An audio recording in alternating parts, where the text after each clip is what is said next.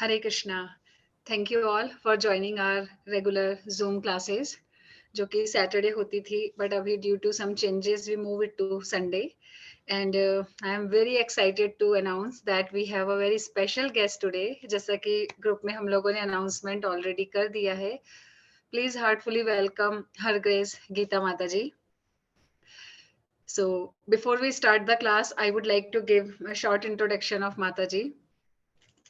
So, Mataji came in Krishna consciousness in 1985. माताजी ने भक्ति जीवन अपना 1985 से स्टार्ट किया है, almost 40 years back.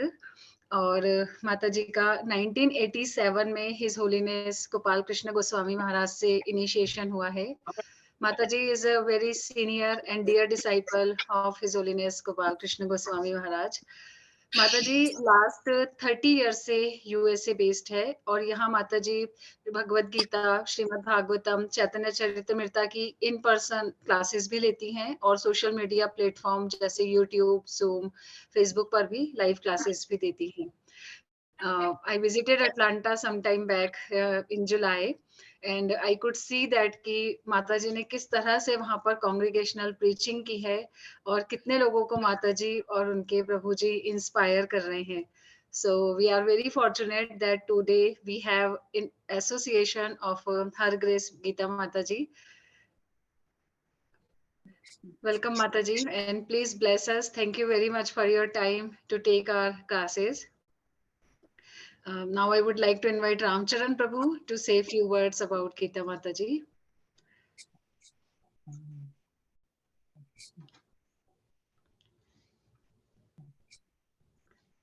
You are on mute, Prabhu. हरे कृष्णा. माताजी आपका बहुत बहुत धन्यवाद कि आप सभी को अपना संग प्रदान कर रहे हैं.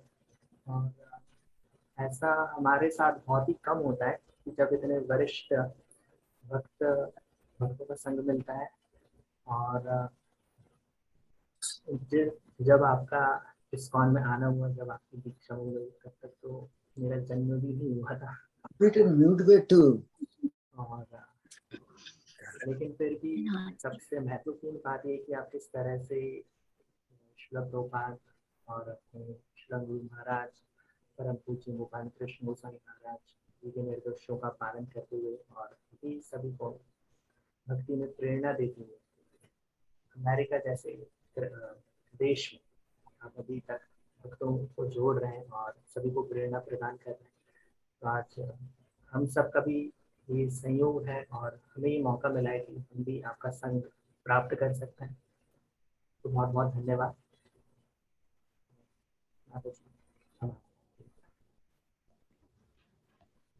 Thank you, Prabhu. Okay, Mataji. So please bless us by your divine words. Thank you for joining us. हरे कृष्णा. सबको दंडवत प्रणाम मेरी ओर से. श्रील प्रभुपाद की जय. बहुत बहुत धन्यवाद. जो भी आपने मेरे बारे में कहा उससे एक बात तो स्पष्ट रूप से पता चलती है कि मैं बहुत बूढ़ी हूँ. जैसे रामचरण प्रभु ने कहा, उनका तो जन्म भी नहीं हुआ था जब मैं भक्ति में आई थी. तो एक फायदा है बूढ़े होने का कि थोड़ा ज्यादा एक्सपीरियंस मिल जाता है, थोड़ा सा ज्यादा ज्ञान मिल जाता है. तो सबसे पहले बहुत बहुत धन्यवाद कि आपने मुझे इस काबिल समझा कि मैं कृष्ण कथा कर सकूं और आप सबका संग भी कर सकूं. हम सब हमने पढ़ा है कि फ्लायर में कि जो आज का विषय है वो किस प्रकार से हम भगवान गौरंग महाप्रभु को अपने हृदय में उनका स्वागत कर सकते हैं. तो ये बहुत ही महत्वपूर्ण टॉपिक है. हम सब जानते हैं कि कल एक बहुत ही पावन दिवस है, वो है गौर पूर्णिमा का, जब भगवान श्री कृष्ण 536 साल पहले इस धरती पर आए थे चैतन्य महाप्रभु के रूप में, सिर्फ एक ही कार्य के लिए कि वो हमें सिखा सके कि हम किस तरह से उनका स्वागत अपने हृदय में कर सकते हैं, किस प्रकार से हम उनकी प्रति भक्ति उत्पन्न कर सकते हैं. तो ये एक बहुत ही कह सकते हैं कि जो मानव लोग हैं, जो हम मानव शरीर में जो हैं, उनके लिए ये बहुत महत्वपूर्ण बात है। क्योंकि इस भौतिक जगत में देखे जाए तो ज्यादातर लोग तो सिर्फ वही करते हैं, ईट स्लीप बी मैरी, खाओ पियो ऐश करो। लेकिन हम जैसे भगवत गीता कहती है, बहुनाम जन्म नाम अंते, बहुत जन्मों के बाद ज्ञानवान माँ प्रपद्यते, जो ज्ञानी होता है, जिसके पास ज्ञान होता है, वो भगवान कृष्ण की शरण में आता है। तो हम सब बहुत ही भाग्यशाली हैं कि हमें श्रील प्रभुपाद की कृपा के द्वारा हमें ये ज्ञान प्राप्त हुआ है। और ये ज्ञान जो है, इससे हम अपनी भक्ति को बढ़ा सकते हैं और इस मानव जीवन को सफल बना सकते हैं। अब आज का विषय है किस प्रकार से भगवान का स्वागत करना हमारे हृदय में। तो एक प्रश्न उठता है कि भगवान तो हमारे हृदय में पहले से विराजमान है कि नहीं? लेकिन प्रॉब्लम ये है कि वो है, लेकिन हमें एहसास नहीं है उसका। ऐसा नहीं है कि हम सुबह उठते हैं नींद से और कहते हैं ओ भगवान मेरे हृदय में है। नहीं, पहले पहले उठते बोलते हैं नाश्ते में क्या है, लंच में क्या है, वो हमारे पूरी भौतिक चीजों में हमारा ध्यान चला जाता है।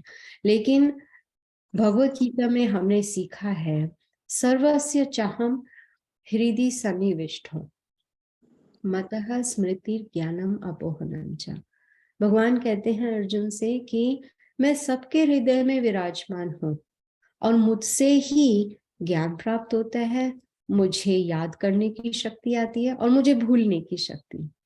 तो हमें 3 ऑप्शंस दिए हैं भगवान ने कि हम इसमें से चूज कर सकते हैं हमें क्या चाहिए, हमें याद करना है, भूलना है, या भगवान का ज्ञान चाहिए। जिस प्रकार से हम एक नई गाड़ी खरीदते हैं तो उसके साथ में एक मैनुअल आता है जिसको हम कहते हैं ओनर्स मैनुअल। उस ओनर्स मैनुअल में हमें ज्ञान प्राप्त होता है कि इस गाड़ी को हम किस तरह से इस्तेमाल कर सकते हैं, इसमें डीजल डालना चाहिए या गैस डालना चाहिए, वो सब हमें ज्ञान प्राप्त होता है। जैसे इंडिया में पेट्रोल बोलते हैं, तो उसी प्रकार से ये जो मानव शरीर है ये भी एक गाड़ी की तरह ही है।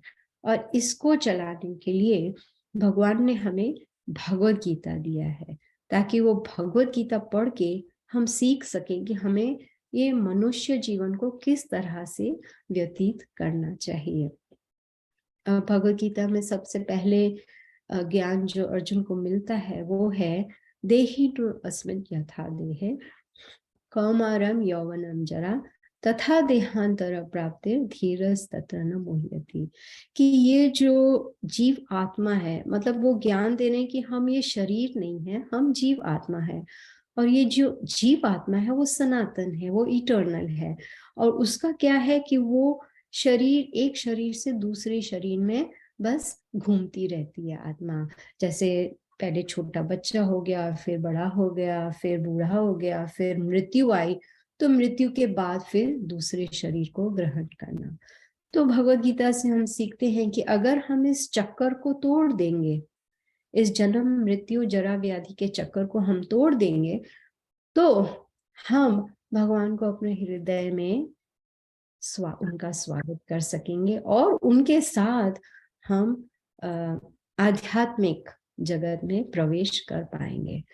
अब इसको करने के लिए हमें देखना पड़ेगा कि हम किस प्रकार के कार्य करते हैं। जैसे भगवान 3 और 5वें अध्याय में हमें बताते हैं भगवत गीता के कर्म योगा एंड कर्म yoga action in Krishna consciousness, कि किस प्रकार से हमें अपना कर्म करना चाहिए। बहुत सुंदर श्लोक है, यज्ञ अर्थात कर्म नोन्यत्र लोको यम कर्म बंधनः तद कर्म कांत्वा मुक्त संग समाचार। कि इस भौतिक जगत में हमारे कर्मों के आधार पर हम अधिकतर लोग जो हैं वो बंध जाते हैं, बंधन में आ जाते हैं। लेकिन भगवान बताते हैं कि इसका उपाय क्या है, कि अगर हम सारे अपने कर्म भगवान के लिए करेंगे। जैसे एक उदाहरण के लिए कि मान लो कि मुझे पानी पूरी खाने का बहुत शौक है, तो उसमें कोई हर्जा नहीं है। लेकिन मैं उसी कार्य को, अगर मैं वो पानी पूरी को पहले भगवान को अर्पित करती हूँ तो बदले में मुझे प्रसाद मिलता है। कार्य वही है पानी पूरी खाने का, लेकिन जो भावना है वो बदल जाती है कि हम जो भी कार्य कर रहे हैं उसको भगवान को अर्पित करें।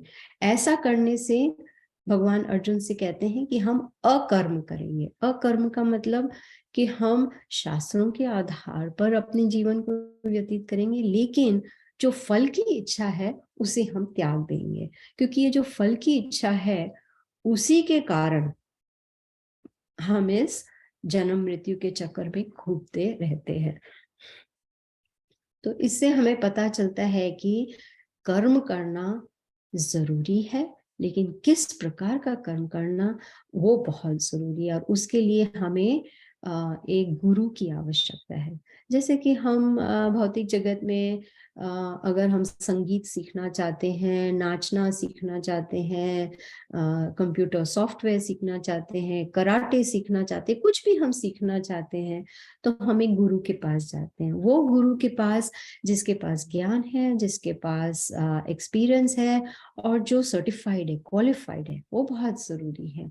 तो उसी प्रकार भगवान चौथे अध्याय में अर्जुन से कहते हैं, एवं परंपरा प्राप्तम इमम राजर्षि विदु, कि ये जो आध्यात्मिक ज्ञान है उसे हमें परंपरा में लेना चाहिए। क्यों? क्योंकि परंपरा में हमें गारंटी मिलती है कि उसमें कोई मिलावट नहीं होगी, उस ज्ञान में कोई मिलावट नहीं होगी, वो बिल्कुल शुद्ध ज्ञान होगा जैसे भगवान श्री कृष्ण ने दिया था 120 करोड़ साल पहले।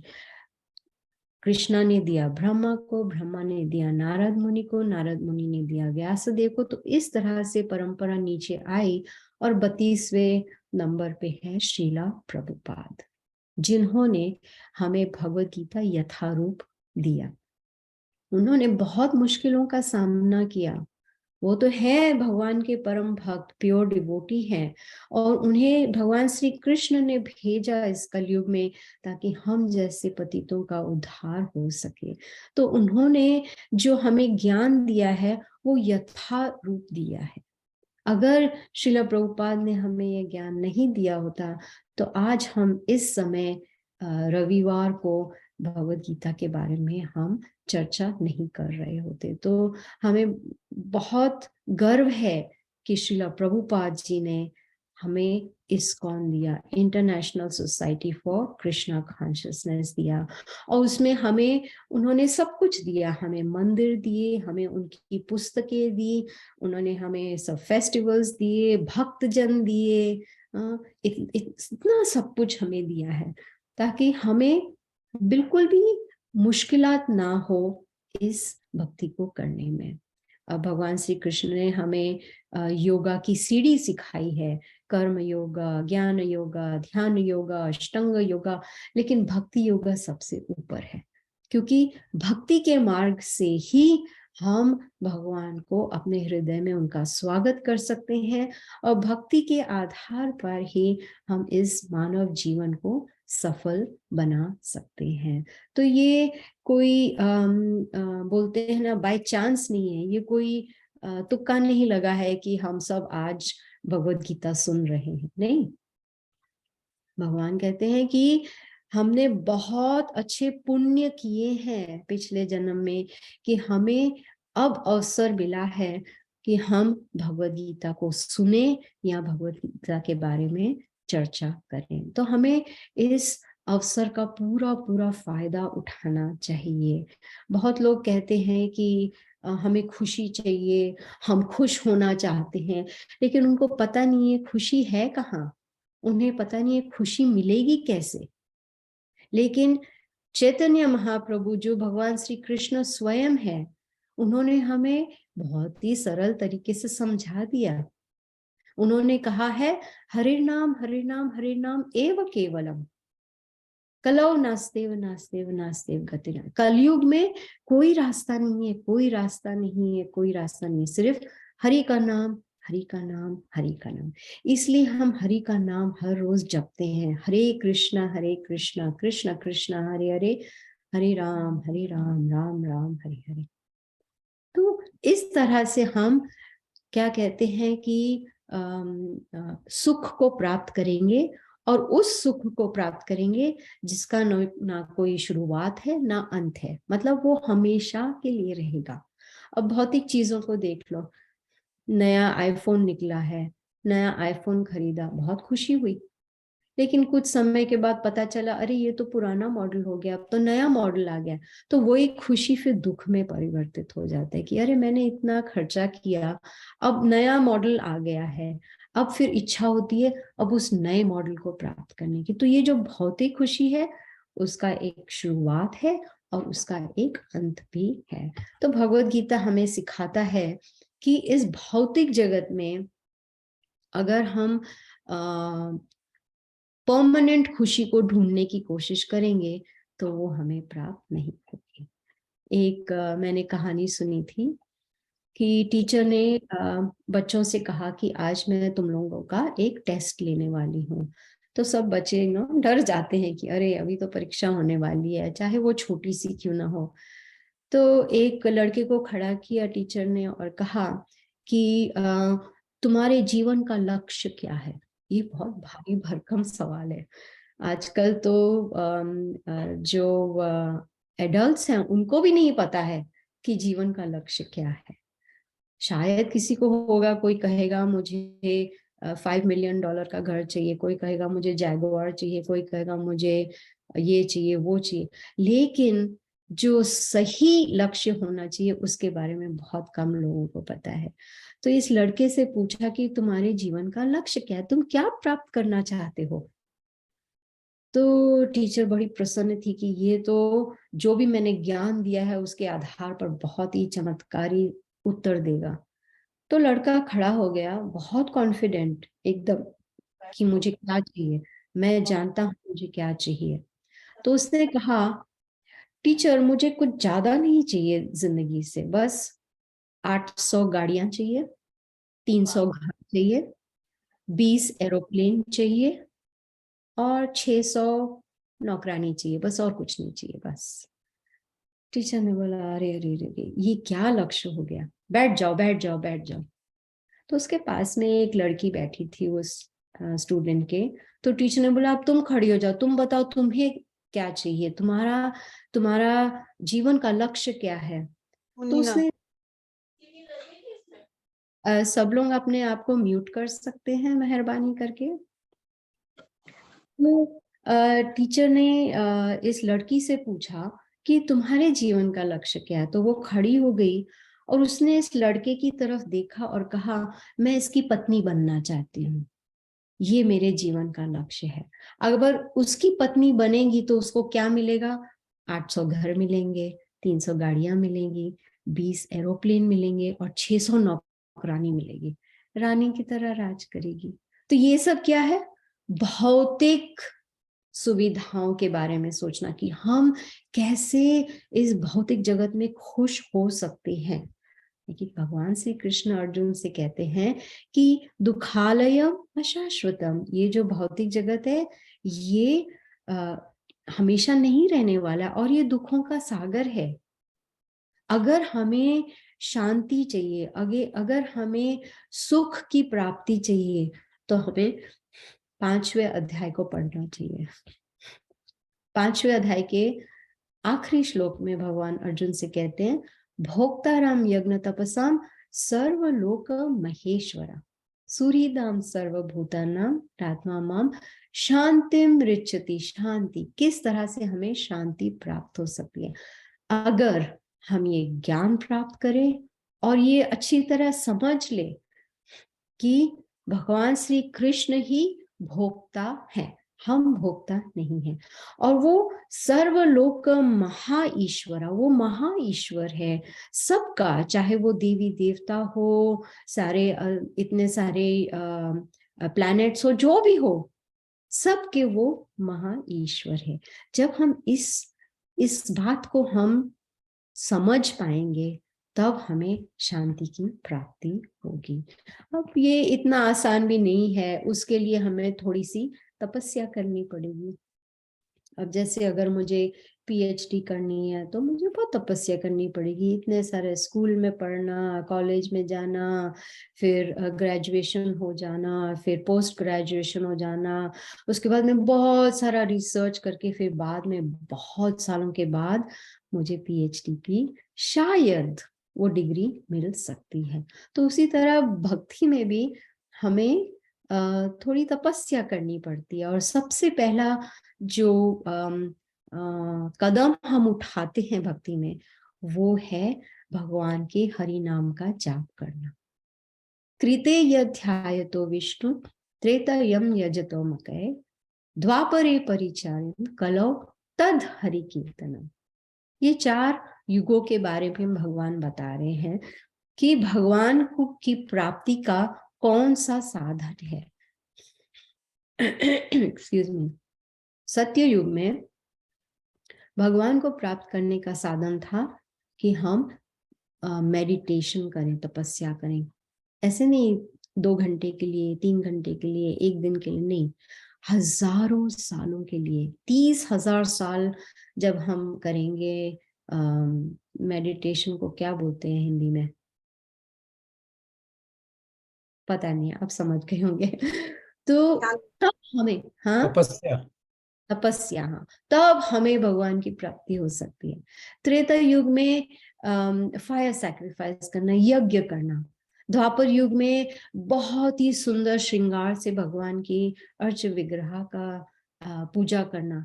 लेकिन कलाओ मीन्स कलयुग में तद का मतलब है हमें वही जो फायदा मिलता है 3 योगों में, हमें वही फायदा मिलेगा हरि कीर्तन से, सिर्फ हरि का नाम जपने से।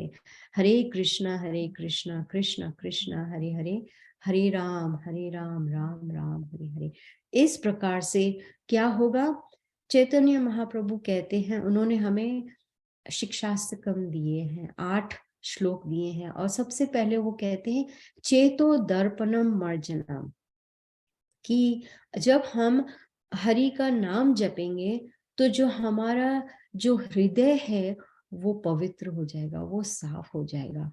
अब लोग कहेंगे हमारा तो हृदय पवित्र है, लेकिन अगर हम सोचेंगे तो हमें ध्यान आएगा कि हृदय पूरा तरह पवित्र नहीं है, उसमें थोड़ी थोड़ी मात्रा में क्या कहते हैं, क्रोध, अहंकार, लोभ, मोह, ये सब थोड़ी थोड़ी मात्रा में है। लेकिन जब हम जाप करेंगे, वो भी हर रोज जाप करेंगे, तो वो जो हृदय है वो साफ हो जाएगा। और जैसे कि बताते हैं चेतो दर्पणम, दर्पण मीन्स वो जो आईना होता है, उसमें जो हमारा हृदय है आईने की तरह, उसमें अभी बहुत सारी धूल अटकी हुई है, चिपकी हुई है। तो उसको साफ करने के लिए हमें नित्य रूप से हर रोज चैंटिंग करनी चाहिए, जाप करना चाहिए। जब हम जाप करेंगे तो ये जो मैल है वो सब निकल जाएगी, फिर हम अपने आप को अच्छी तरह से देख सकेंगे। इसका अर्थ है कि हम भगवान श्री कृष्ण चैतन्य महाप्रभु को अपने हृदय में उनका स्वागत कर सकेंगे। तब हमें वो एहसास होगा कि हाँ, अभी तो हम किताबी ज्ञान से हम जानते हैं कि भगवान हृदय में है, लेकिन जब हम नियमित रूप से जाप करेंगे तो हमें उसका एहसास भी होगा कि हाँ, भगवान हमारे हृदय में है। तो ये एक तरीका है हम इन अनर्थों को अपने हृदय से निकाल सकें। रूप गोस्वामी कहते हैं अदौ श्रद्धा तथा साधु संग भजन क्रिया अनर्थ निवृत्ति, कि पहले हमें श्रद्धा होनी चाहिए। श्रद्धा होनी चाहिए कि शास्त्रों के आधार पर हमें ये ज्ञान प्राप्त होता है कि कृष्ण ही भगवान है, और श्रद्धा होनी चाहिए कि जो भगवत गीता का ज्ञान है वो कृष्ण ने ही हमें दिया है। तो जब ये श्रद्धा होगी तो हम साधु का संग करने का हमारे हृदय में इच्छा उत्पन्न होगी कि हाँ, हमें भौतिक तो विषयों पर बहुत हमने चर्चा कर ली, बहुत एंजॉय करने की कोशिश की है, लेकिन हमें वो सुख और शांति की प्राप्ति नहीं हुई है। तो वो इच्छा उत्पन्न होगी चलो हम आध्यात्मिक लोगों के साथ थोड़ी संगत करते हैं, उसे कहते हैं साधु संगत। जैसे हम आज कर रहे हैं, हम एक दूसरों का संग कर रहे हैं, हम सब भगवत गीता सुन रहे हैं, हम सब भगवान के बारे में सुन रहे हैं। तो जब हम वो संगत करते हैं तो भजन क्रिया हो जाती है। इसका मतलब हम भक्ति अपने जीवन में करना शुरू कर देते हैं, जैसे जाप करना, भगवत गीता पढ़ना, भगवत गीता सुनना, नियमों का पालन करना, मंदिर जाना। तो ये सब हम भजन क्रिया शुरू करते हैं। और जब हम ये भजन क्रिया करते हैं तब अनर्था निवृत्ति, जो भी अनर्थ है हमारे हृदय में, वो धीरे धीरे हृदय से बाहर निकल जाते हैं। तो ये सब आज हम कर पा रहे हैं क्योंकि श्रील प्रभुपाद ने हमें ये प्रोसेस दिया है, ये हमें उन्होंने सिखाया है भगवत गीता और अपने दूसरे किताबों के जरिए कि हम किस प्रकार से इस मानव जीवन को सफल बना सकते हैं। और बहुत ही साधारण रूप से, ऐसा नहीं है कि हमें पता है, मुझे और मेरे पति को ये भक्ति का मार्ग बहुत जचा। क्यों? क्योंकि शुरू में ही हमने सुना भगवत गीता में कि भगवान अर्जुन से कहते हैं कि तुम्हें हिमालय में जाने की जरूरत नहीं है, तुम्हें अपने परिवार को छोड़ने की जरूरत नहीं है, तुम्हें अब तुम्हारा जो कार्य है, एक क्षत्रिय का कार्य है, तुम्हें उसे छोड़ने की जरूरत नहीं है। तो हमें लगा अच्छा, ना तो हमें अपनी नौकरी छोड़ने की जरूरत है, ना अपने परिवार को, ना अपने घर को, ना अपना पूरा धन मंदिर में देने की जरूरत, कुछ नहीं। बस घर में बैठ के जाप करना है, नियमों का पालन करना है और भगवत गीता सुनना है। तो इससे हम बहुत आकर्षित हो गए कि हमें ये सब छोड़ने की आवश्यकता नहीं है। क्या करना है? जो भी हम कार्य कर रहे हैं उसे हमें कृष्ण की भावना में करना है, इन कृष्णा कॉन्शियसनेस। जब हम वैसा करेंगे तो फिर हम भक्ति में सफल हो पाएंगे। अब बहुत बार हमने भी देखा है, मैंने भी अपने जीवन में देखा है शुरुआत में, कि भक्ति के राह पे तो चल पड़े, लेकिन कभी कभी आलसपन आ जाता है। जाने दो, आज कौन जाप करेगा, नहीं करेंगे तो कौन सी बड़ी बात है, पहाड़ तो नहीं टूट पड़ेगा, है ना, तो चलो जाने दो, आज नहीं करते कल कर लेंगे। तो थोड़ी सी आलसपन आ जाती है, या अच्छा मंदिर नहीं जाना है, भगवत गीता नहीं सुनना है। लेकिन हमने फिर भी भक्ति छोड़ी नहीं। ठीक है, आलसपन आ गया, कोई बात नहीं, फिर से खड़े होके फिर से हम शुरू कर सकते हैं अपनी भक्ति को, फिर से कंटिन्यू कर सकते हैं।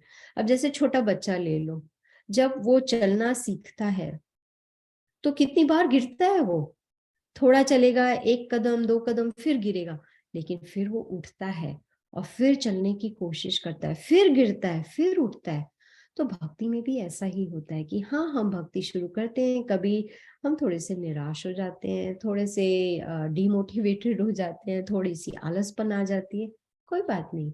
हमें जैसे ही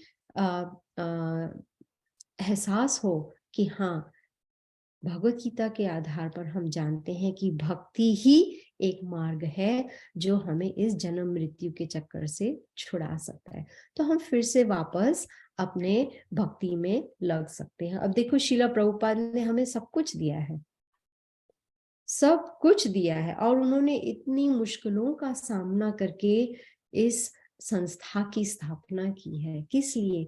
ताकि हम जैसे जो लोग हैं इस कलयुग में, जो कहते हैं ना भव सागर में डूब रहे हैं, उन्हें उन भव सागर से बाहर निकाल के एक नैया में डाल दें। वो नैया है भगवत गीता की, वो नैया है कृष्ण भावना की। हम उसमें बहुत ही सुरक्षित हैं। लेकिन सुरक्षित तो है, अब हमारा क्या कार्य होगा कि हम तो सुरक्षित हो गए, चलिए हम दूसरों को भी सुरक्षित करें, दूसरों को भी ये ज्ञान दें। क्योंकि 18वें अध्याय में भगवान कहते हैं अर्जुन से कि जो मेरे ज्ञान का वितरण करता है, जो मेरे बारे में दूसरों को सुनाता है, तो वो बहुत प्रसन्न हो जाते हैं, बहुत प्रसन्न हो जाते हैं कृष्ण, कि हम कोशिश कर रहे हैं जितने से ज्यादा हो सके उनको ये ज्ञान किसी ना किसी तरह बांटे। तो ये जो भगवत गीता है, वो ऐसा मान लो कि भगवान की छोटी उंगली है। अब जैसे बच्चा होता है, उसे अगर रास्ता क्रॉस करना है, उसको यहाँ से उस पार जाना है रास्ते के, तो अगर वो अपने पिता की उंगली पकड़ लेता है तो उसे फिर कोई चिंता नहीं है, क्योंकि वो जानता है कि मेरे जो पिता हैं वो मुझे सुरक्षित रूप से उस पार ले जाएंगे। तो ये जो भगवत गीता है वो एक छोटी उंगली की तरह है, भगवान की उंगली, जिससे अगर हम पकड़ लेते हैं तो हम बड़ी आसानी से इस भव सागर रूपी कलयुग को पार कर सकते हैं। तो हमें वो विश्वास होना चाहिए, कहते हैं वो श्रद्धा होनी चाहिए कि ऐसा करने से अगर हम गुरु की शरण लेते हैं जो परंपरा में है, उनसे हम ज्ञान प्राप्त करते हैं, उनसे गाइडेंस को क्या बोलते हैं हिंदी में भूल गई मैं। तो उनसे हम मार्गदर्शन। हाँ, मार्गदर्शन, ये हिंदी की क्लासेस लेनी चाहिए मार्गदर्शन वो हमें देते हैं कि किस तरह से हम इस मानव जीवन को सफल बना सकें। भगवत गीता में भगवान श्री कृष्ण कहते हैं ममई अंश जीवलोके जीवभूत सनातना, कि जो हम हैं वो भगवान कृष्ण के अंश हैं, ममई अंश अंश है उनके, और हमारा जो स्वभाव है वो है सनातन। ना हमारी कभी कभी हमारा जन्म होता है और ना कभी मृत्यु होती है। क्यों? क्योंकि जो आत्मा है वो सनातन है। लेकिन क्या हुआ है कि इस भौतिक जगत में रह के हमें कंडीशनिंग हो गई है कि जो भी हम देखते हैं सुनते हैं उन सब का असर हम पर होता है। तो हम बहुत ही क्या बोलते हैं भौतिक जगत के हो जाते हैं और आध्यात्मिकता जो है वो पीछे रह जाती है। इसलिए भक्तों का संग करना बहुत जरूरी है।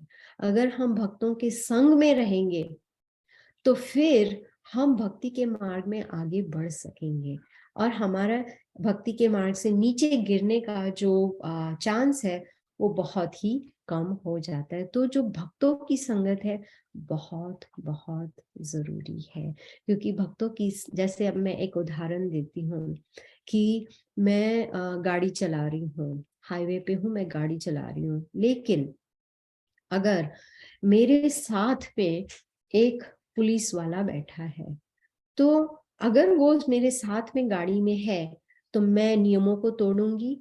बिल्कुल नहीं तोड़ूंगी। ना तो मैं रेड लाइट क्रॉस करूंगी, ना तो मैं स्पीडिंग करूंगी, ना मैं किसी की गाड़ी को ठोकर मारूंगी, कुछ नहीं। क्यों? क्योंकि मेरे पास में एक पुलिस वाला बैठा है और वो मुझे एकदम से दंडित कर देगा। तो क्या होता है जब हम भक्तों की संगत करते हैं तो फिर हम हमेशा सतर्क रहते हैं कि हम नियमों का पालन करें, हम भगवान के नाम का जाप करें, तो वो हमें मदद करते हैं सतर्क रहने में। तो इसलिए बहुत जरूरी है कि हम भक्तों का संग करें और नियमित रूप से हम रोज जाप करें।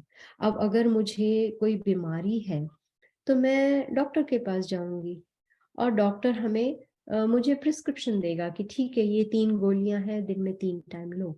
तो अगर मैं अपने आप को स्वस्थ करना चाहती हूँ तो मैं वो प्रिस्क्रिप्शन को फॉलो करूंगी। तो उसी प्रकार अगर हम इस भौतिक जगत में है जहाँ हमें ये भौतिक बीमारी है और वो बीमारी का नाम है माया, हम माया के कहते हैं ना चंगुल में फंसे हुए हैं। ये तो बहुत ही भारी शब्द है, लेकिन हम माया के प्रभाव में है। तो इस प्रभाव से बाहर निकलने के लिए चैतन्य महाप्रभु ने हमें प्रिस्क्रिप्शन दी है, और वो प्रिस्क्रिप्शन क्या है? हरे कृष्ण कृष्ण कृष्ण हरे हरे, हरे राम राम राम हरे हरे, कि हम इस जाप का हर रोज नियमित रूप से हम इसे जपें। जब हम इसे जपेंगे तब हमारी जो बुद्धि है वो बहुत ही तेज हो जाएगी, शार्प हो जाएगी। हाँ, तो इस ज्ञान के द्वारा, इस जाप के द्वारा हम फिर भगवत गीता को भी अच्छी तरह से समझ पाएंगे। नहीं तो माया के प्रभाव में हम बह जाएंगे और उसका अर्थ क्या होगा कि इस शरीर को त्याग करके फिर हमें दूसरा जन्म मिलेगा इसी भौतिक जगत में। तो हम वैसा नहीं चाहते हैं, इसलिए बहुत जरूरी है कि हम भगवत गीता को बहुत सीरियसली लें, भक्तों का संग करें, हर रोज नियमित रूप से जाप करें और नियमों का पालन करें। 4 नियम है उनका हम पालन करें, तो फिर हमारा जो जीवन है, मनुष्य जीवन है, वो सफल हो जाएगा। इस भौतिक जगत में अगर बच्चा स्कूल में जाता है तो उसे सिखाते हैं ABC, A for apple, B for boy, C for cat. लेकिन जब ये बच्चा बड़ा हो जाता है, जैसे कि टीनेजर जैसा हो जाता है, तो उसके लिए ABC का मतलब बदल जाता है। उसके लिए फिर A फॉर एंड्रॉयड हो जाता है, B for Bluetooth, C for chatting, ये सब हो जाता है। लेकिन हमारे बूढ़ों जैसे के लिए ABC का मतलब फिर बदल जाता है।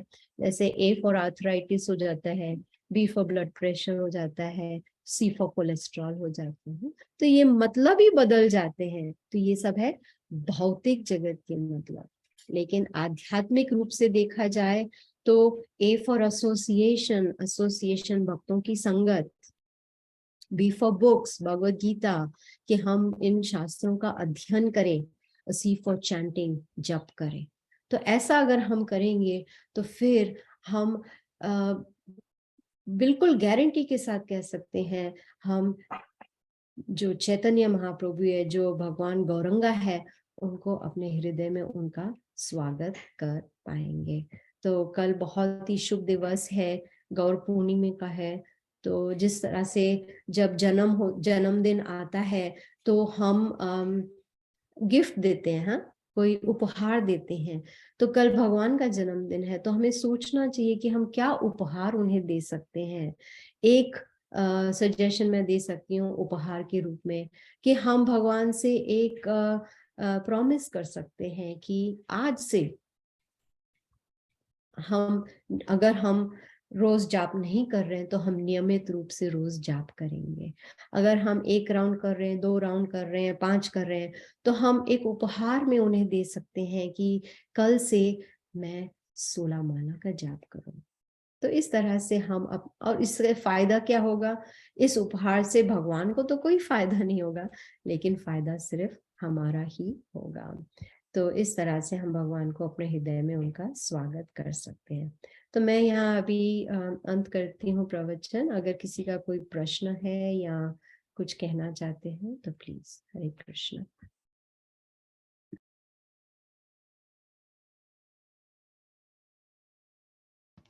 हरे Krishna. Please ask if you have any question. कुछ भी आप माता जी से पूछना चाहें या आज की क्लास से रिलेटेड कुछ भी आप फीडबैक देना चाहें तो दे सकते हैं।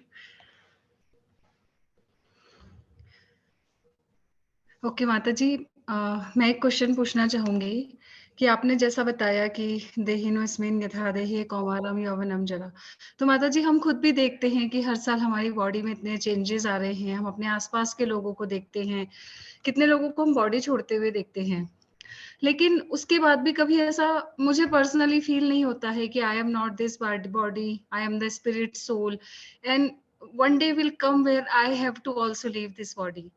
ऐसा कभी फील नहीं आता मुझे। तो मतलब कैसे हम अपने मन को समझाएं इस बात को कि one day we will also leave this material body. हाँ, मतलब कहते हैं ना कि किताबी बातें, हाँ, किताब में तो पढ़ लिया कि हम शरीर नहीं है, आत्मा है, लेकिन उसका एहसास कैसे हो, वो रियलाइजेशन कैसा आए।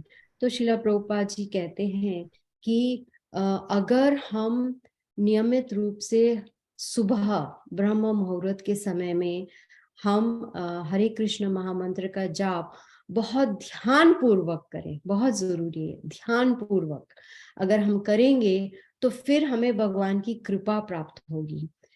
इन भगवद गीता भगवान कहते हैं, तेषम सतत युक्तनम भजतम प्रीति पूर्वकम ददामी बुद्धि योगम। बुद्धि जो है वो कृष्ण से प्राप्त होती है। हमारी जो बुद्धि है वो हमें आध्यात्मिक ज्ञान दिला सकती है, लेकिन वो एहसास जो भौतिक दिला सकती है, लेकिन आध्यात्मिक ज्ञान का रियलाइजेशन जो है वो सिर्फ भगवान की कृपा से ही आएगा। और भगवान कृपा तब करेंगे जब हम उनका नाम ध्यान पूर्वक जपेंगे रोज।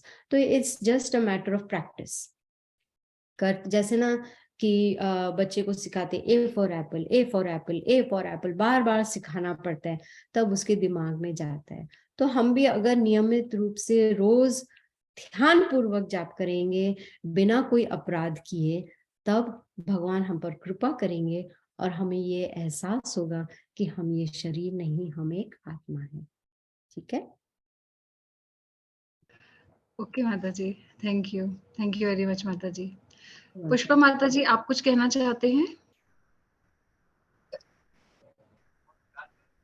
हरे कृष्णा माता जी। हरे कृष्णा। जी माता जी, माता जी मेरा एक सवाल, आपने कहा कि आत्मा सनातन, मुझे सनातन का मतलब मुझे नहीं पता आज तक कि ये क्या है, क्या मतलब मुझे बताइए थोड़ा इसके बारे में। ओ हाँ, सनातन, सनातन का मतलब इटर्नल। इसका मतलब जैसे जो जीवात्मा है वो सनातन है, इसका मतलब है कि ना तो उसका जन्म होता है, ना ही उसकी मृत्यु होती है, मतलब एवर एग्जिस्टिंग। जैसे भगवत गीता के दूसरे अध्याय में कृष्ण कहते हैं, न जायते म्रियते वा कदाचित। न जायते म्रियते, ना तो उसका जन्म होता है और ना ही उसकी मृत्यु होती है। मतलब सनातन मीन्स हमेशा के लिए, इटर्नल, वो उसका अर्थ है। ठीक है। Thank you.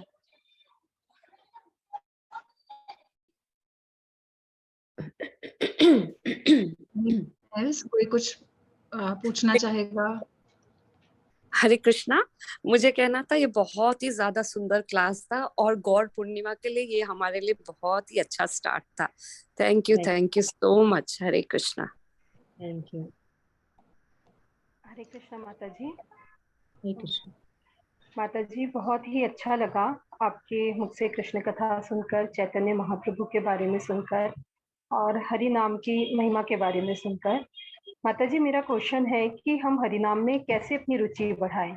हम बार बार ये सुनते हैं, आपने भी बताया कि हमें अपने अनर्थों से ऊपर आना है, चेतोदर्पण मार्जनम के बारे में आपने बताया कि हरिनाम की महिमा, मतलब हम जैसे जैसे हरिनाम का जाप करेंगे तो हम अपने अंदर के जो अनर्थास हैं उनसे उस धूल को साफ कर पाएंगे। तो आप प्लीज बताइए कि कैसे हरिनाम में हम अपनी रुचि बढ़ाएं, क्योंकि हमारे दिमाग में हमेशा भौतिक जीवन की जो प्रॉब्लम्स हैं या जो हमारे आसपास चल रहा है वो हमेशा घूमते रहता है।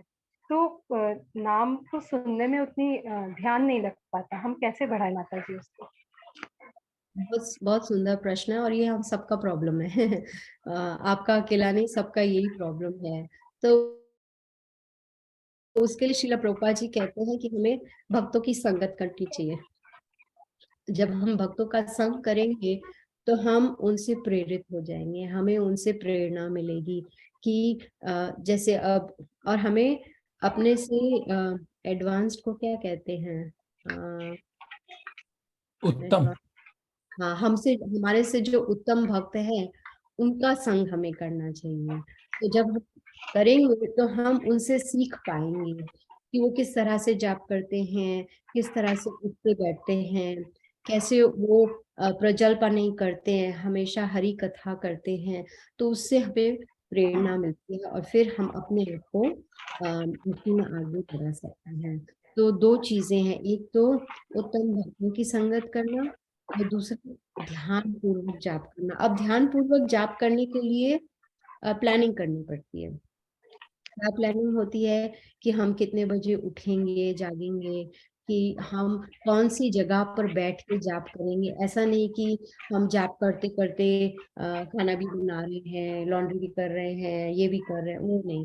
कि हम एक समय निकालेंगे जाप करने के लिए कि ये मेरा समय है, मैं और किस जगह पर बैठ के, यहाँ अगर बैठ नहीं सकते हैं तो कहाँ पर हम कैसे अपने आप को कंप्लीट कर सकते हैं। तो वो प्लानिंग करनी चाहिए कि ताकि हमें उस समय, वो जो जाप का समय है, उस समय हमें कोई डिस्टर्बेंस ना हो। उसमें ऐसा ना हो कि कोई आके कहे अरे भूख लगी है, नाश्ता दो, या मुझे ये चाहिए वो चाहिए। तो वो हमें वो समय निकालना पड़ेगा। तो भक्तों का संग और ध्यान पूर्वक जाप करेंगे तब हमें वो रियलाइजेशन मिलेगा। Does that make sense? Yes, thank you ma'am, thank you माता जी। और बहुत अच्छी हिंदी बोलते हैं आप। इतने बिजी शेड्यूल से आपने इतनी अच्छी कथा सुनाई। Thank you so much. Kanpur से हूँ ना, कानपुर वाले अच्छी हिंदी बोलते हैं। नागपुर से अच्छा, आप कानपुर से हैं माता जी, अच्छा। धन्यवाद माता जी, हरे कृष्णा। और आप पूछ रहे थे ना कि ये जो चैंटिंग का महत्व क्या है, इतना क्या इम्पोर्टेंट है, क्यों श्री प्रभुपाद ने हमें कहा है कि रोज हमें 16 माला का जाप करना चाहिए। कि जो नाम है हरि का नाम, वो इतना पावरफुल है, इतना पावरफुल को क्या बोलते हैं हिंदी में, शक्तिशाली है। Thank you. इतना शक्तिशाली है कि हम सोच भी नहीं सकते कि उसमें कितनी शक्ति है। एक कहानी, अगर हमारे पास समय है तो मैं एक कहानी बता सकती हूँ, समय है? जी माता जी। यस माता जी। अच्छा, तो एक बार भगवान रामचंद्र के दरबार में, उनके पैलेस में नारद मुनि आए। तो उन्होंने देखा कि वहां पर सीताराम लक्ष्मण तो थे, लेकिन हनुमान जी भी थे और साथ में विश्वामित्र भी थे। तो नारद मुनि को एक सूझी है ना, नारद मुनि हमेशा सही सही जगह पे सही काम करते हैं, ऐसा सुना है। कोई कहते हैं गलत जगह पे गलत काम करते हैं, लेकिन वो सही जगह पे सही काम करते हैं। तो उन्होंने हनुमान को बुलाया और कहा कि मैं चाहता हूं कि आप सबके पास जाएं, सबको आप दंडवत प्रणाम करें, लेकिन विश्वामित्र को मत करें। हनुमान ने कहा क्या हो गया आपको, आप मुझे क्यों फंसा रहे हो, विश्वामित्र मुनि इतने क्रोधित हो जाएंगे, मुझे श्राप दे देंगे। कहा कि नहीं नहीं, मुझ पर विश्वास रखो, आप ऐसा करो जो मैं कह रहा हूँ। तो हनुमान जी ने वही किया, सबको प्रणाम किया और विश्वामित्र जी को इग्नोर करके वापस आ गए। तो विश्वामित्र को बहुत क्रोध आया। तो उन्होंने रामचंद्र जी की तरफ देखा और कहा कि अभी इसी वक्त मैं चाहता हूं कि आप हनुमान को खत्म कर दो, अपना निकालो धनुष बाण और हनुमान को खत्म कर दो। तो रामचंद्र जी ने कहा कल सुबह कर दूंगा। हाँ अभी नहीं, कल सुबह, ठीक है। तो अब सब अपने अपने कक्ष में चले गए। तो हनुमान जी ने नारद मुनि से कहा अब तो कल तो मेरा हो गया खत्म, कल तो भगवान रामचंद्र मुझे खत्म कर देंगे। बोला नहीं ठीक, चिंता मत करो। सुबह उन्होंने कान में उनको कहा कि आपको कल सुबह क्या करना है। तो सुबह हुआ, विश्वामित्र जी आए और बहुत ही क्रोधित थे और वो रुके हुए थे कि कब रामचंद्र जी धनुष उठाएंगे और हनुमान को मार डालेंगे।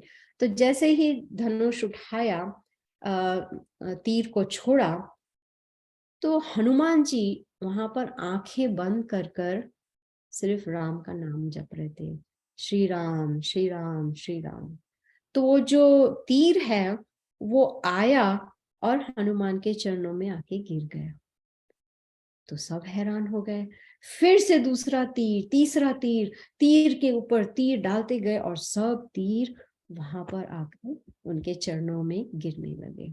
इसका क्या अर्थ हुआ कि जो भगवान का नाम है वो इतना शक्तिशाली है कि जो भी जाप करता है उसका कभी सर्वनाश नहीं हो सकता।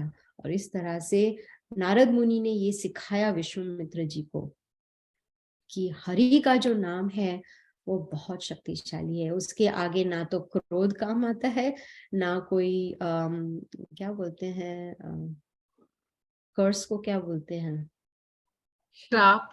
श्राप, ना ही कोई श्राप काम आता है, कुछ नहीं।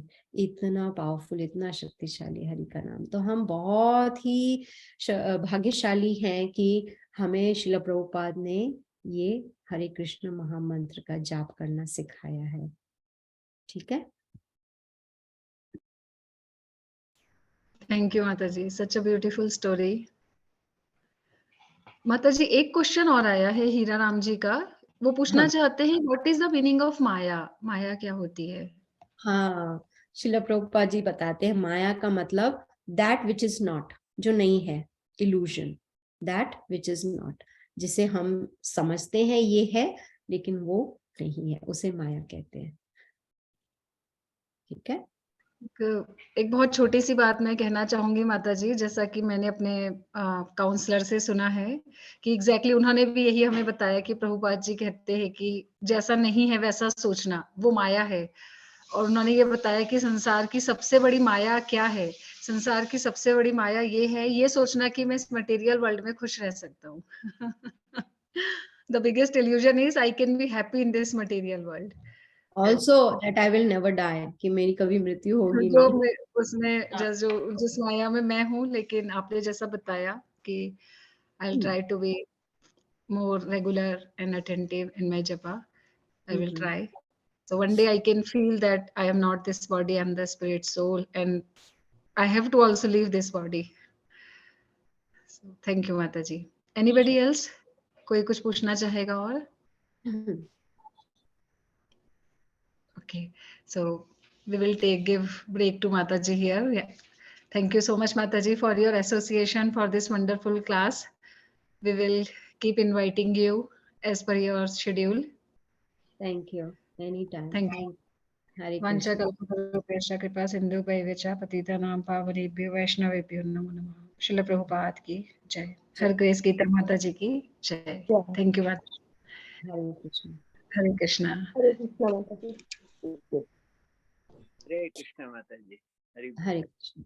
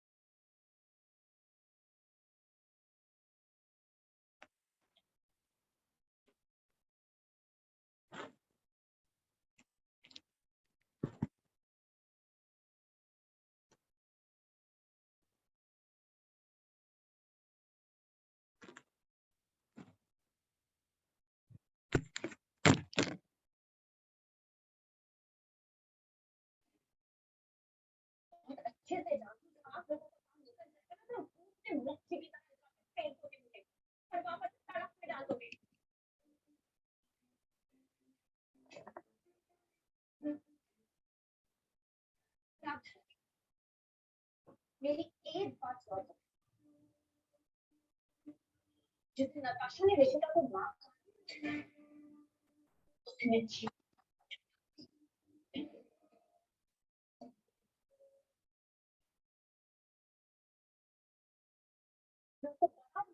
राज को राज श्वेता की असली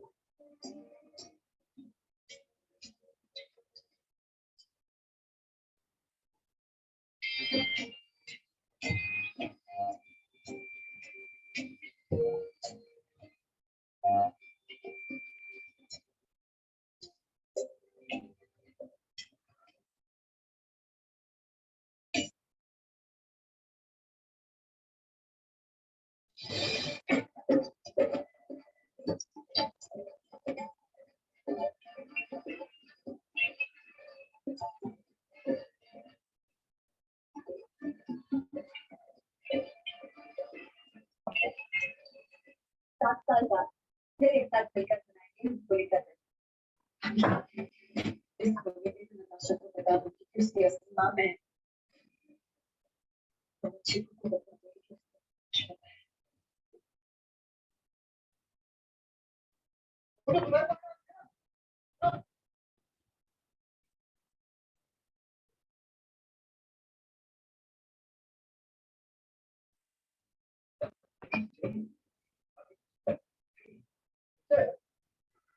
मैंने कुछ नहीं किया।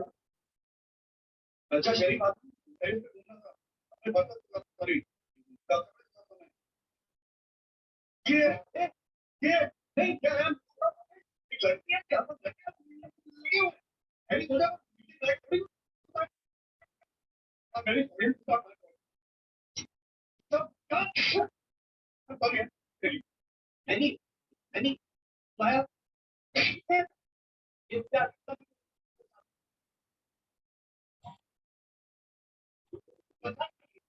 तुम्हें शर्म नहीं आती? इसे शरीफ लड़की के साथ बेकार बात करते हैं। भगवान भगवान के देने के तो कुछ भी क्या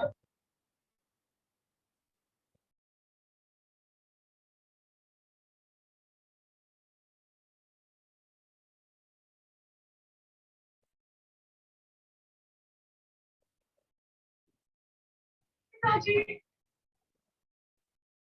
शरीफ